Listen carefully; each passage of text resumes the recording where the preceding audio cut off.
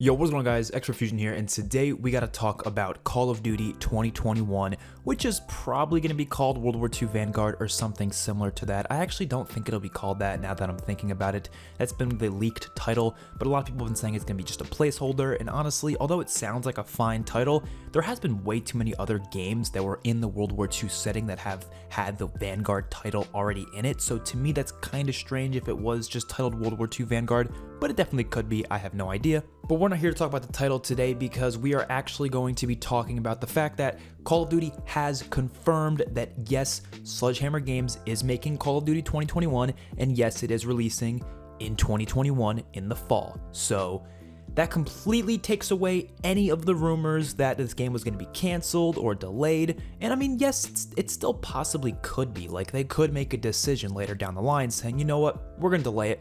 But knowing Activision, that's not going to happen, and I'll explain why.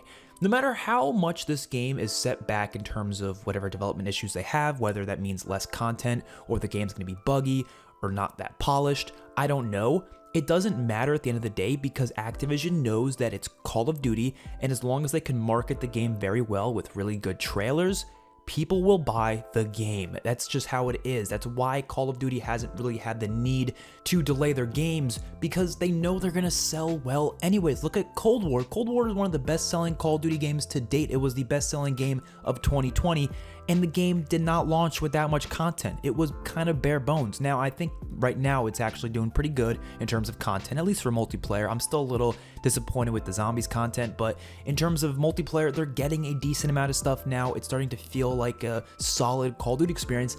I think that's just going to be an every year occurrence, and we kind of have to just understand that and possibly accept it. If we don't accept it, you can go play other games. I don't know. You can complain all you want. I might still complain. If I feel like I'm not getting enough content for the game, yes, I will complain about it, but it's not going to decide whether or not I purchase the game, because I know we're going to be getting some free DLC maps down the line anyways, and they'll eventually make it a game that will be very replayable down the line, because it's all about player retention. Black Ops Cold War is keeping us playing. It's keeping us coming back for a new map, gun, or something basically every other week now. I mean, every other week we're getting something in the game, basically, and it's keeping us playing. If they just dropped everything on us at launch and didn't release anything later on, we would start to get a little bit bored, and that's why that Call of Duty is doing this new system now, and it's working for them. It's completely working. Again, Call of Duty, Warzone, multiplayer, zombies, it's like the most successful it's ever been right now, which people don't want to believe that because maybe the YouTube numbers aren't as high as they used to be, or maybe the overall fan excitement isn't as high as it used to be, but in terms of player counts and how many people are playing the damn game and how much money they're making,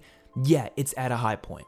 Now, despite the leaks saying that Call of Duty 2021 is in a terrible state right now, they do say that they are very excited for this year's game and that it is looking great and on track for its fall release, and of course confirming that Sledgehammer Games is making it. They do say there will be a campaign, multiplayer, and a co-op mode, so that of course confirms that there will be a campaign, which some people were speculating there wasn't going to be one because of recent rumors. Obviously those were not true, so we can confirm those rumors were never true. I mean, they were not coming from any reliable people anyways, to be honest, but still, they were out there. People were talking about them. They also say multiplayer, which we all knew was going to happen, obviously, and then they say a co-op mode. Now, the co-op mode can be a number of things. This does not mean it's not going to be zombies. It just means they haven't confirmed what it's going to be yet. I really hope it's zombies or at least some kind of supernatural mode. If it's Spec Ops, I will strangle a chicken or something. I don't know. I'll strangle something. Okay, I'm kidding. But I want it to be no, not Spec Ops. Zombies or something of the sort. I do not want some Spec Ops mode. I don't find those to be enjoyable, and they're just quite frankly not very replayable. And even if they were replayable, they don't have that unique feel and theme and vibe to it that something like Zombies or even Extinction would have, because it's just, you're just playing against AI characters that you just fought against in the multiplayer and campaign anyways. I don't know, it's not interesting to me. I want something with its own unique story and its own unique setting and theme that kind of connects back to the World War II era in some way, assuming this is of course a World War II game, which it probably will be. A big reason as to why I'm not that concerned about this game is because at the end of the day, when it comes to creating video games or even movies, I do think the design and the overall ideas put into a game is more important than the amount of time the game is worked on. So like, this is a perfect example here. You have Cold War and you have Modern Warfare 2019, right? Obviously, this is completely up to personal opinion. If you like Modern Warfare 2019 more, that is fine. That is all up to you. But for me, Cold War was made in about a year less than what Modern Warfare was made in. So Modern Warfare had a whole extra year, right? But in terms of my overall enjoyment compared to both these games, even comparing the games at launch when Cold War was really bare bones with content, even then, I still think Cold War was miles better than Modern Warfare, simply because the foundation of Modern Warfare was not enjoyable to me. I didn't like the gameplay mechanics, and that was all from a design philosophy. It was all from the ideas of the developers. It wasn't because the developers didn't have enough time to put something polished together. No, because Modern Warfare is very polished. It's a beautiful looking game. They have tons of great textures all around. I think it runs decently well. It's not the best running COD ever. Obviously, there's a decent amount of issues with every COD, but it still runs rather well. And again, it's, polished. I don't know if there's a lot of content. There was more content than Cold War had, but not like by that much. Even right now, comparing the DLC, it's not even that much more. But still, at the end of the day, yes, it's more polished than Cold War was.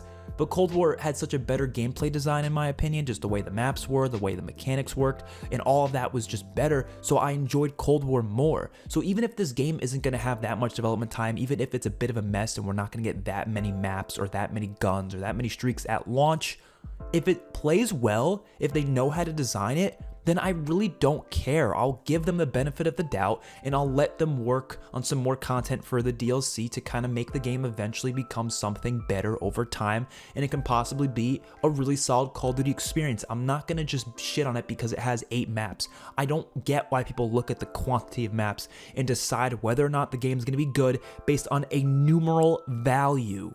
Quantity is important. I do want them to have as much content as humanly possible, but at the end of the day, quality is always going to be more important. It's always going to be more important. You can have the 5 best maps ever made in Call of Duty. Let's not even say the best, just 5 really solid multiplayer maps. I will take that over having 15 maps and only like 2 of them being really good and the rest of them being either average or bad maps. I would much rather just have 5 really solid replayable maps that are really good in multiplayer. I'm not even lying, because having those 15 other maps, if more than half of them play like ass and you just don't enjoy yourself playing, what's the point? What's the point? You know what I mean? Yes, you're getting diversity. Yes, you're getting more things to check out at launch. So at launch, it'll probably be more exciting. I'm sure when you first play the game, it'll be more exciting because you'll be like, oh, there's so much more maps here. I'm cycling between 15 different maps compared to just 5 puny maps. Well, eventually you'll get sick of those maps because they aren't good. Again, of course, whether or not the maps are good or bad is up to opinion, but I'm just saying, I care about quality more than quantity, even though quantity is important, but I do think quantity is more important in other aspects, not in terms of the numeral values of how many maps or guns they have. I'm saying in terms of the content of what you can do in the game. So stuff like challenges and cosmetic rewards and prestiges, and when it comes to zombies, content within the maps themselves, even in multiplayer, content within the maps themselves, what type of stuff are on these maps. You look at something like zombies, for example, Black Ops 3, there was tons of stuff to do on those maps compared to, I don't know, let's look at Black Ops 1. Black Ops 1's maps didn't have nearly as many things to do on the maps. They had basically the same amount of maps in Black Ops 1 as Black Ops 3, not counting Chronicles and such, but Black Ops 3's maps had so much more stuff to do, so the maps felt more content heavy, therefore more replayable. Again, it's up to opinion when it comes to quality, but in terms of quantity, you can't really deny what has more content in it. You can just look at it and actually specify what type of stuff there is to do, and you can clearly see which games have more content. That's what I more care about, rather than just saying a specific quantity of like a numeral value of maps or whatever. But at the end of the day, I'm just hoping this game has enough that keeps it replayable. Obviously, if you play it 8 hours a day, you're gonna get burnt out on it regardless of how much content there is. So if you don't think there's that much content at launch, I would just say just don't play it as much. That's just my solution there. But I care more about how the game plays, how it feels, and all of that. And I'm hoping that is all really good. Hopefully they have a good story in the campaign. Hopefully the zombies is fun. I just want an enjoyable game. Let's see what happens. So I'll see you guys in the next one. Peace out.